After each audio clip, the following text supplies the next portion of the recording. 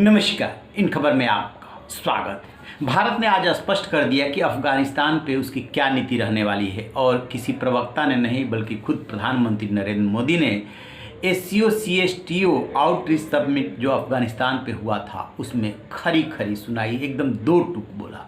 उन्होंने कहा कि एससीओ को मिल करके ये फैसला करनी चाहिए कि जो वहाँ पे सत्ता परिवर्तन हुआ है क्या वो समावेशी है, इसलिए दुनिया को जल्दीबाजी नहीं दिखानी चाहिए, इससे आतंकवाद को बढ़ावा मिलेगा। सुनिए उन्होंने क्या कहा। अफगानिस्तान में हाल के घटनाक्रम का सबसे अधिक प्रभाव हम जैसे पड़ोसी देशों पर होगा और इसलिए इस मुद्दे पर क्षेत्रीय फोकस और क्षेत्रीय सहयोग बहुत ही आवश्यक है। इस संदर्भ में हमें 4 विषयों पर ध्यान देना होगा। पहला मुद्दा यह है कि अफगानिस्तान में सत्ता परिवर्तन इंक्लूसिव नहीं है और बिना नेगोशिएशन के हुआ है। इससे नई व्यवस्था की स्वीकार्यता पर सवाल उठते हैं। महिलाओं तथा अल्पसंख्यकों सहित अफगान समाज के सभी वर्गों का प्रतिनिधित्व भी महत्वपूर्ण है और इसलिए यह आवश्यक है कि नई व्यवस्था की मान्यता पर फैसला ग्लोबल कम्युनिटी सोच समझकर और सामूहिक तरह से ले। इस मुद्दे पर भारत संयुक्त राष्ट्र की केंद्रीय भूमिका का समर्थन करता है। दूसरा विषय है कि अगर अफगानिस्तान में अस्थिरता और कट्टरवाद बना रहेगा तो इससे पूरे विश्व में आतंकवादी और एक्सट्रीमिस्ट विचारधाराओं को बढ़ावा मिलेगा।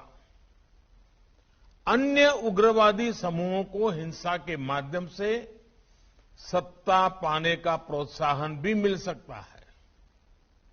हम सभी देश पहले भी आतंकवाद से पीड़ित रहे हैं और इसलिए हमें मिलकर सुनिश्चित करना चाहिए कि अफगानिस्तान की धरती का उपयोग किसी भी देश में आतंकवाद फैलाने के लिए न हो।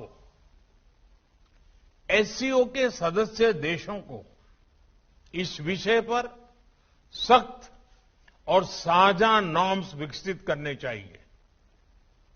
आगे चलकर ये नॉर्म्स वैश्विक एंटी टेरर सहयोग के लिए भी एक टेम्पलेट बन सकते हैं।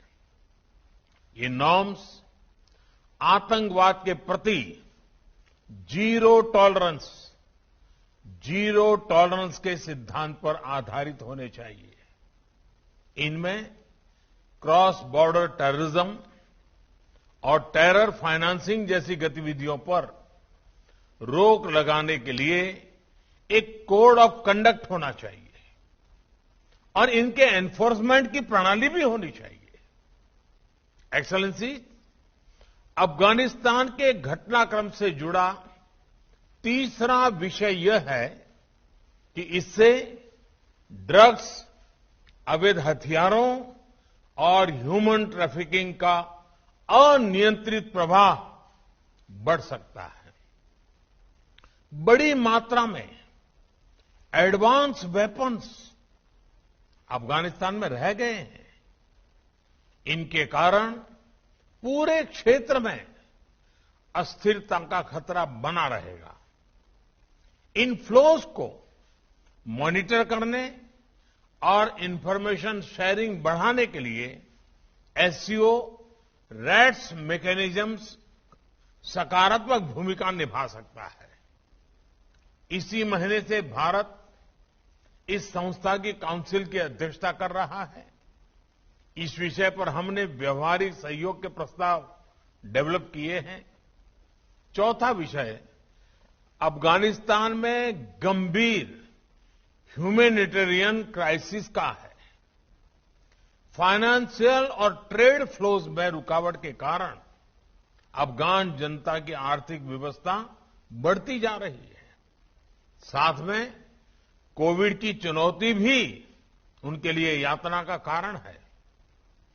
विकास और मानवीय सहायता के लिए भारत बहुत वर्षों से अफगानिस्तान का विश्वस्त पार्टनर रहा है। इंफ्रास्ट्रक्चर से लेकर शिक्षा, सेहत और कैपेसिटी बिल्डिंग तक हर सेक्टर में और अफगानिस्तान के हर भाग में हमने अपना योगदान दिया है। आज भी हम अपने अफगान मित्रों तक खाद्य सामग्री, दवाइयां आदि पहुंचाने के लिए इच्छुक हैं। हम सभी को मिलकर यह सुनिश्चित करना चाहिए कि अफगानिस्तान तक मानवीय सहायता निर्विघ्न तरीके से पहुंच सके। जैसा कि आपने सुना, भारत की नीति और रोड मैप एकदम क्लियर है। सत्ता परिवर्तन जो हुआ वो समावेशी होना चाहिए। समावेशी का मतलब कि हर वर्ग का प्रतिनिधित्व मिलना चाहिए था, शांतिपूर्वक होना चाहिए था, लेकिन वहाँ पे कब्जा किया गया, हर वर्ग को प्रतिनिधित्व नहीं दिया गया। पहली बात। दूसरी बात, अफगानिस्तान में खाद्यान्न संकट, दवाई संकट, तमाम तरह की परिस्थितियां हैं। भारत उसमें मदद करने को तैयार है। कई देश यानी साफ साफ इशारा, जो कि एससीओ के सदस्य चीन और पाकिस्तान भी उनकी तरफ था, बहुत जल्दीबाजी में है उसको मान्यता देने के लिए। प्रधानमंत्री नरेंद्र मोदी ने एकदम क्लियर कर दिया कि जो इस पे यूएन का स्टैंड है वही भारत का स्टैंड है। सबको मिलजुल करके फैसला करना चाहिए, बिल्कुल जल्दीबाजी नहीं दिखाना चाहिए।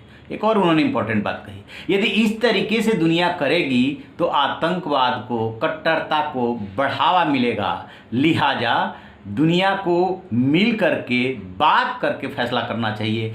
पहले भी जो सत्ता परिवर्तन हुआ था उसमें बातचीत होनी चाहिए थी, समावेशी सरकार बननी चाहिए थी, जो कि नहीं हुआ। आपको बता दें कि वहाँ पे जो तालिबान सरकार बनी है, दो गुट है, एक हक्कानी गुट है और एक तालिबान है। तालिबान अपेक्षाकृत लिबरल है, हक्कानी जो है उस पर पाकिस्तान का प्रभाव है। आपको याद होगा आईएसआई चीफ वहाँ पहुँचे हुए थे, और पाकिस्तान, हक्कानी कभी भारत के शुभचिंतक हो ही नहीं सकते। वैसे भी अच्छा आतंकवाद और बुरा आतंकवाद नहीं होता है, आतंकवाद आतंकवाद ही होता है। पाकिस्तान जो खेल खेल रहा अफगानिस्तान में, उसका नतीजा उसको भुगतना पड़ेगा। और प्रधानमंत्री नरेंद्र मोदी ने साफ साफ चेता दिया है, किसी के दबाव में नहीं आएंगे, किसी दबाव में नहीं आएंगे। यदि आतंकवाद का खतरा भारत के प्रति बढ़ता है तो उसका भी सामना करेंगे, और दुनिया को भी सोचना चाहिए। अदरवाइज आतंकवाद रूपी जो है वो, जो उसका फन है, नाग है, वो कभी ना कभी पाकिस्तान को भी डसेगा, और चीन समर्थन देगा तो उसको भी डसेगा। चलिए देखते हैं आगे क्या होता है। तो आप रहिए बेखबर, देखते रहिए इन खबर। Thank you.